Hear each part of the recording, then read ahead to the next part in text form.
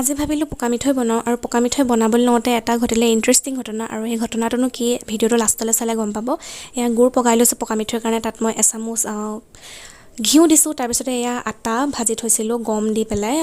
পিঠাগুড়ি দিয়ে ভাজিম ভাবিছিলোঁ, কিন্তু আটাখিনি ভাজি থোৱা আছিলে কাৰণে আটা দি দিলোঁ। আটাত গম দিয়া আছিলে কাৰণে লাগি ধৰিলে, একদম টান টান হৈ গ'ল।